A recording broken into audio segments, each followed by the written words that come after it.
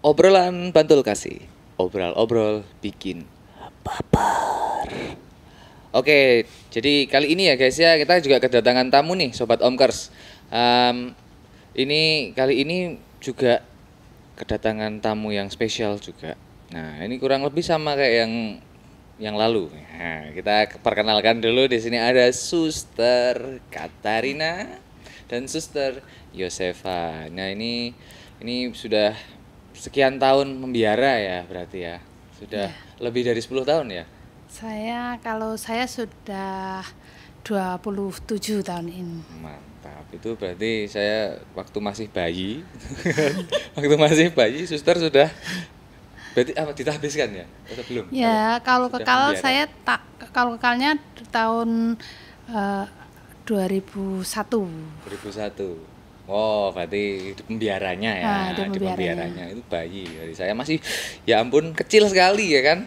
Oke, kalau untuk suster Yosefa Saya 14 tahun. mantap. Ya, kurang lebih 11 tahun lagi ya. Pesta perak. Semoga. Amin. Ya, kita amini saja ya, guys ya. Oke. Oke, kita cerita-cerita aja suster ya. Suka dukanya sebagai sudah bertahun-tahun tentunya ya. Hidup membiara, hidup melayani Tuhan. Kita kemarin sudah ngomongin soal kemurnian hati. Melayani dengan kemurnian hati itu kembali lagi ke hati kita. Nah, suka dukanya nih. Mungkin dari Suster Katarina atau Suster Yosefa dulu yang mau cerita nih suka dukanya sebagai suster itu gimana, susahnya apa sih hidup di dalam biara itu, kemungkinan apa tantangannya, tentu pasti ada kan soal itu. Oke, siapa dulu boleh? Ya, saya mulai dulu. Boleh, oke. Kalau sukanya itu banyak ya, karena kita dipertemukan dari berbagai macam suku dan kemudian budaya, lalu dikumpulkan dalam komunitas, hidup bersama, itu menjadi sebuah kekayaan keberagaman itu. Iya. Jadi itu menjadi saling belajar, saling menemukan, lalu disatukan karena tujuan dan iman yang sama. Sebetulnya itu menjadi menjadi kekuatan dan sumber sukacita gitu ya, karena Iya. kita saling belajar satu sama lain gitu ya. Tapi kalau hidup bersama itu juga bisa dilihat dari segi tantangan juga, Iya. karena tadi kita dari berbagai macam budaya, latar belakang yang berbeda-beda. Iya. Nah, disitulah juga kita ada sebuah proses untuk menyesuaikan diri. Nah, kadang-kadang kan proses-proses itu tidak bisa dilalui dengan mulus begitu saja ya. Kadang ya, karena punya sifat yang berbeda-beda, karakter juga berbeda, lalu dibentuk juga dari keluarga yang berbeda-beda, sehingga memang disitulah tantangannya juga ada gitu ya dalam hidup bersama itu. Sehingga saya melihatnya itu sebagai sebuah dinamika ya, ada sukanya juga ada tantangannya. Tetapi kalau saya lihat hidup bersama ini mau dilihat lebih banyak sukanya atau dukanya ya, atau tantangannya ya. Tapi kalau saya melihatnya ya tinggal kadang-kadang saya sendiri setelah sekian tahun mengalami hidup membiara itu, saya melihat bahwa oh ya, saya itu memperbarui kaul-kaul saya seperti kayak orang menikah itu memperbarui janji pernikahan betul, gitu ya. betul. Kan bukan pada saat sukanya itu ya loh. Sukanya sih mudah sekali kita saya memperbarui hari ini. Tapi justru pada saat mengalami tantangan itu saya memperbarui janji saya untuk mengatakan ya sekali lagi kepada Tuhan. Dan disitulah saya menemukan sukacita, bahwa sukacita itu bukan gembira terus tertawa terus, bukan kan. Sukacita itu adalah pengalaman perjumpaan dengan Tuhan itu sendiri yang membuat sukacita. Nah, ini guys, jadi sukacita itu nggak cuman kamu hai enggak ya. Jadi perjumpaan dengan Tuhan, nggak harus kamu sama temen gitu kan. Lebih dalam lagi ya suster ya. Gitu. Jadi waktu mengucapkan memperbarui janji itu jadi semakin yakin gitu loh. Ini loh panggilanku aku sebagai suster, aku membiara gitu ya. Itu aku mau melayani Tuhan dengan cara ini gitu ya suster. Iya. Kurang lebih seperti itu ya. Betul. Oke, kalau dari suster Yosefa? Ya, kalau dari saya suka atau duka itu pilihan ya. Betul. Kita bisa melihat sebuah pengalaman itu duka atau suka, itu kita memilih. Saat misalkan seperti dalam biara, sama aja dengan orang menikah gitu ya. Betul. Kan kadang-kadang kalau masnya dengan istri pasti juga ada konflik misalkan. Iya. Lah di biara pun juga karena kita kan manusia sama-sama punya mungkin pemikiran yang iya. beda. Lah saat-saat seperti itu kita bisa melihat oh ini sebagai suatu duka atau suatu yang membahagiakan dalam arti kita memilih ini kan pengalaman, menjadikan itu sebuah pengalaman. Kita juga belajar karakter, karakter orang emang beda-beda. Masnya juga kan belajar melihat istrinya, istriku saat ini tanggal muda sama tanggal tua beda gitu ya. mungkin saya juga nggak tahu ya. Saya rasa ada lah gitu ya. Aja suster.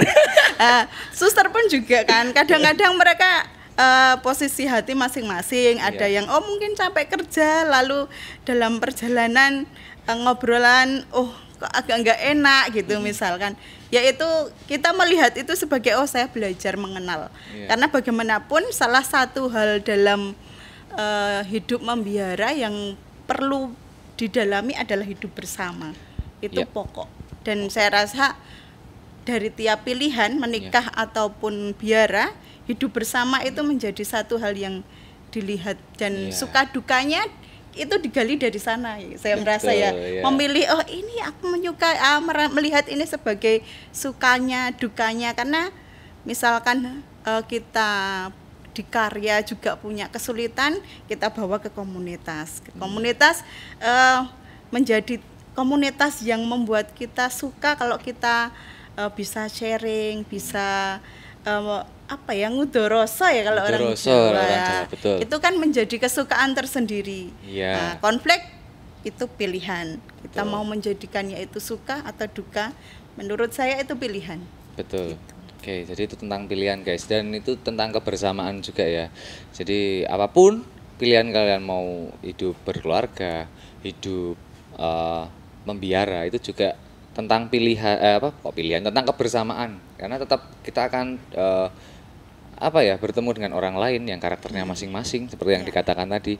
Nah itu sangat itu akan sangat membentuk kita dibenturkan dengan itu tadi yang sempat dikatakan konflik itu tadi, tentu akan membenturkan kita menjadi kalau kita tuh sebuah batu, katakanlah sebuah batu ya sister ya, kita dibenturkan lama-lama kan terbentuk jadi batu yang paling inti, yang paling indah gitu kan ya. Itu dia kurang lebih kayak gitu guys.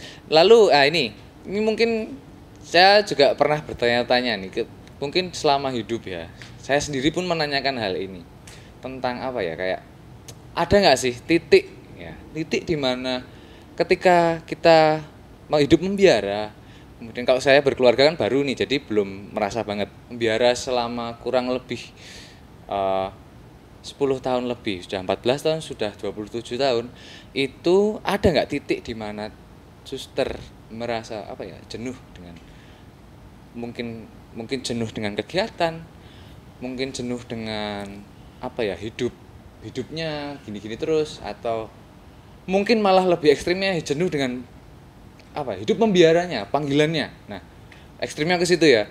Kira-kira gimana nih? Wah, siapa mau ngejawab dulu nih? Ini pertanyaannya agak dalam guys ya. Agak deep talk nih ya. Oke, ini mungkin agak ya, boleh Saya mencoba dulu. Ya, mencoba, boleh. Iya. Kalau saya tuh merasa kebetulan saya itu ditugaskan selalu di mendampingi anak-anak kebutuhan khusus. ABK ya. ABK. Jadi ketika dalam waktu tertentu kok bosen ya gitu. Mungkin kan dalam hidup kan kita memang ya kadang-kadang bosen gitu. Tapi ketika melihat anak-anak dengan gayanya mereka, dengan caranya mereka, ya meskipun mereka nangis saja itu lucu kadang-kadang itu. Jadi saya belajar dari yang saya layani anak-anak. Mereka punya, kalau maaf saya, anak-anak kebutuhan khusus misalkan yang saat ini saya layani itu kan buta tuli gitu ya. Mereka punya lingkup hidup yang sangat kecil. Buta berarti tidak melihat, tuli tidak mendengar. Itu menjadi satu kesatuan dalam satu anak. Nah, itu. Mereka punya lingkup hidup yang sangat kecil. Ketika saya bosan, saya melihat mereka yang punya sesuatu yang kecil itu saja bisa bahagia. Nah, saya yang saat ini punya sesuatu yang luar biasa, rahmat dari Allah sendiri tuh menurut saya luar biasa ya dalam hidup saya gitu sampai titik ini. Ketika bosan itu saya melihat lah mereka diberi kehidupan yang luar biasa, maksud saya nggak bersyukur. Jadi rasanya bosan-bosan itu jadi hilang gitu. Ya ini saya merasa tumbuh dari pengalaman bersama anak-anak ya. Jadi kebosanan itu rasanya tuh kalau mengatakan aku bosan hidup ekstrim ya, enggak. Misalkan bosan untuk saat ini begini, kayaknya kok mereka yang punya lingkup kecil saja bisa bahagia, tidak merasa bosan yang bagaimana gitu. Kenapa saya harus mengeluh bosan itu? Kalau menurut saya ya, pengalaman saya. Oke, berarti menggugah kembali itu jadi intinya tergantung dari kita guys. Mau kalau melepas dari rasa bosan itu kayak pasti ya mungkin ada eksternal internalnya ya pengaruhnya. Kalau dari suster tadi melihat anak-anak berkebutuhan khusus bisu tuli, buta tuli ya kebalik. Buta tuli itu ya bayangin aja kalian kalau mau mencoba buta tuli ya kan, ditutup matanya terus kupingnya disumpel gitu kan, itu ya mungkin dunianya kok sempit banget. Saya sendiri pernah mencoba kayak gitu ya, oh gini ya rasanya, jadi semakin bisa melihat manusia itu kayak gitu ya. Jadi saya bosan hidup pun juga pernah akhirnya melakukan hal-hal seperti itu, mencoba kalau katakan apa ya, peribahasa kita berdiri coba memakai sepatu orang gitu ya, jadi kita jadi tahu apa yang dirasakan gitu. Nah itu lebih oke lah buat kalian. Oh ternyata kita luar biasa juga ya hidup sekian tahun gitu ya kan. Untuk apa kita bosan ya kan, kita sudah memilih ini ya jalani gitu kan. Kayak kalau dari suster Katarina, saya senang tadi sebetulnya ungkapannya Mas, bahwa lalu soal bosan atau tidak itu lalu kembali kepada diri gitu ya. Kadang-kadang saya juga bertanya gitu ya, ada kan kalau setiap hari sebetulnya kita punya waktu itu kan istilahnya ada 24 jam gitu ya. Jadi adalah waktu-waktu yang kita pakai, kami pakai ya untuk memang berdoa dan hening, meditasi gitu ya. Di saat itulah kemudian saya menemukan tadi mungkin perasaan-perasaan pergumulan, entah merasa jenuh atau merasa bosan, tapi lalu tadi kembali kemudian saya hari ini buat apa ya untuk memaknai itu gitu kan. Kemudian saya juga kalau di Gembala Baik itu kan kami punya karya khusus itu untuk perempuan dan anak yang menjadi korban kekerasan dan eksploitasi gitu ya. Jadi dalam dinamikanya lalu bersama mereka, lalu kemudian saya juga secara pribadi saya senang adventure gitu ya, senang mencoba sesuatu yang baru dan senang traveling juga gitu ya. Jadi ketika merasa ada pergumulan itu saya coba keluar gitu ya.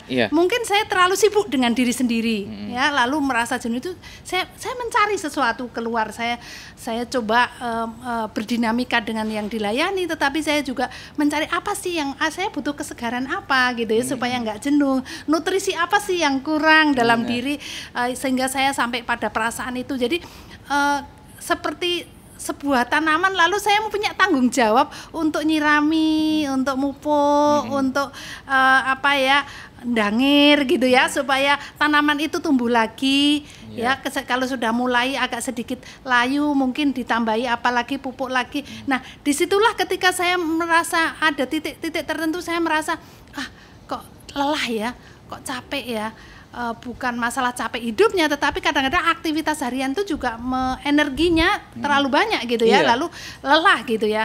Jadi saya lalu ambil waktu untuk ya istirahat, harus ada lalu keseimbangan hidup itu juga penting selain berkarya, hidup berkomunitas juga untuk pribadi supaya untuk istilahnya kayak baterai itu juga harus ada waktu untuk dicas lagi, kayak ada waktu untuk pribadi supaya mengumpulkan energi lagi supaya bisa berkarya dan memberi yang terbaik bagi orang lain. Jadi begitu. Oke, itu jadi malah kalau menurut saya kalau tadi kita sempat kita membahas tadi sempat disinggung soal pembaruan panggilan ya kan. Nah, justru kalau menurut saya ya suster ini pribadi, pembaruan panggilan itu malah justru pas di situ Ya nggak sih? Kalau Iya, secara wah, bukan waktu kita di gereja, waktu misa, apakah saudara ditanyakan Romo dengan teks itu justru malah itulah di situ. Titiknya itu ketika kita apa ya, pembaruan panggilan, penyegaran bahasanya Suster Katarina, mencari sesuatu yang baru, bukan yang baru ya, kita memaknai lagi, mendalami lagi pilihan kita ya justru di situ nggak sih? Betul ya Suster ya? Iya, Iya. betul. Malah itu wah itu sangat itu yang saya refleksikan juga selama hidup ini. Saya menikah itu sebenarnya belum ada setahun, tapi untuk saya juga sering berngobrol sama seminaris, sama beberapa teman saya yang ex seminaris juga, bagaimana mereka memilih hidup mereka untuk keluar kadang itu kenapa itu kembali lagi soal kemurnian hati yang kita bahas di tempat yang lalu. Nah, ini ya berarti ini terakhir nih ya guys. Kita sudah ngobrol banyak nih dari dari yang tadi, yang sekarang nih kita coba ada pesan nggak sama atau kesannya untuk kaum muda ini yang masih dalam proses pencarian panggilan gitu kan. Mungkin kita semua masih dalam proses itu. Nah, terutama yang masih muda yang masa depannya masih panjang. Ada pesan dan kesan nggak dari Suster Katarina atau Yosefa? Suster Yosefa dulu. Oh iya, boleh. Teman-teman muda, coba lihat gereja, gitu ya. Kalau kalian pergilah ke gereja dan lihat, mungkin kalau kalian datangnya hari Minggu pas banyak orang gitu, lihat di sana, yang seumuran kalian ada berapa? Lalu yang di atas kalian ada berapa? Yang tua ada berapa? Di situ teman-teman muda coba melihat juga altar di sana. Di sana ketika teman-teman muda masuk pas belum ada Romo, hanya altar, kalian membayangkan yang akan ada di sana itu dari sekian yang ada di gereja, apakah yang tua itu, kalau yang tua akan bertahan berapa lama? Lalu untuk kalian yang masih masih muda, dikatakan muda, berani nggak kalian maju ke sana? Itu karena yang tua pasti akan lama-lama hilang. Apakah altar itu akan dibiarkan kosong? Itu tugas kalian. Nah. Itu hanya itu pertanyaan. Ya, saya rasa pertanyaan ya, tugas kalian untuk apakah berani melihat altar? Apakah berani melihat gereja secara keseluruhan itu? Jadi silahkan dijawab dalam hati sendiri masing-masing. Gitu teman-teman muda. Ya, dijawab dalam hati masing-masing ya. Mau ikut gak? Mau ikut gak? Ayo, jadi suster, jadi Romo ya. Oke, terima kasih Suster Yosefa, Suster Katarina. Terima kasih sobat-sobat Omkers. Waduh, ini dia, saya suka. Oke, sobat Omkers. Hidup itu adalah indah. Jangan pernah menyia-nyiakan waktu, karena waktu itu tidak akan terulang. Masa muda itu tidak akan terulang ya. Jadi cobalah sesuatu yang lain daripada yang lain gitu ya. Beranilah untuk beradventure, untuk mencoba sesuatu, jangan takut. Karena mencoba, maka kita akan menemukan pengalaman baru. Gereja itu menunggu karena kebutuhan misi itu besar. Entah misi untuk lokal maupun internasional. Dan Anda semua dibutuhkan di dalam gereja. Terima kasih. Oke, terima kasih Suster Katarina, mantap sekali. Bravo guys ya. Jadi pada intinya ya kan, kalian ayolah ke gereja, apalagi masih sobat Omkers semua yang ada di rumah, kaum rebahan yang masih rebahan, ayo ke gereja yuk. Lihat altar, ya kan? Lihat orang-orang di sekitar kalian. Lihat orang yang lebih tua, ya kan? Itu dia. Apakah dia akan bertahan lama? Ayo ke gereja. Apapun kalian jadi, apapun kalian di gereja, gereja akan tetap membutuhkan kalian. Ya, pada intinya seperti itu. Mau jadi Romo ya bisa, prodiakon bisa, misdinar bisa, semuanya bisa terlibat ya di gereja. Yuk guys, jadi mulai sekarang nih, ayo aku mau ngajak teman-teman semua. Mulai sekarang nih, ayo kita ke gereja semua. Kita gabung bareng-bareng. Kalau di OMK ya OMK, kalau di dalam PIA ya PIA yang sudah berkeluarga mohon mendorong anaknya untuk ayo aktif di gereja. Berapapun umurnya, ya ayo guys, pokoknya ayolah gitu. Ada banyak kegiatan di gereja yang tentunya seru, nggak kalah seru. Tapi siapa tahu kalian dari situ terbantu ya suster ya untuk Ya. dalam perjalanan panggilan kalian. Oke. Tentu kalian itu masih masa depannya masih muda. Saya juga masa depannya masih jauh ya. Entah saya mau hidup berapa tahun juga kurang tahu, hanya Tuhan yang tahu. Intinya selama masih hidup, yuk ke gereja, dan kalian orang Katolik, ayo ke gereja. Apapun yang kalian lakukan, layani Tuhan sepenuh hati dengan hati yang murni. Ya, oke, itu ya. Oke, tentu terima kasih Suster Katarina, Suster Yosefa atas kesempatannya. Oke, kita sampai pada yang terakhir, kita tutup. Oke, mungkin nanti boleh di-follow ya sebelum kita tutup ya. Di-follow Ya. nanti Suster Katarina. Kita punya Instagram Gembala Baik Jogja. Itu jangan lupa di-follow Gembala Baik Jogja. Nanti ya. beberapa kongregasi yang lain mungkin juga ada. Nanti silahkan di-follow guys. Mau tanya-tanya boleh, terbuka ya Suster ya. Ya, betul. Silahkan ditanya, nggak masalah. Mau curhat boleh ya. Ya, Boleh sekali. betul. Suster tuh biasa mendengarkan curhat ya. Jadi enggak masalah. Oke, terima kasih sobat semua. Kita tutup ya. Nanti ini pakai jargon ya kan. Bisa ya bilang apa tadi? Obrolan bantul kasih. Obrol-obrol bikin baper. Oke, teman-teman semua. Obrolan bantul kasih. Obrol-obrol bikin baper. Oke, thank you semua. See you on next project. Bye-bye. Bye. See you.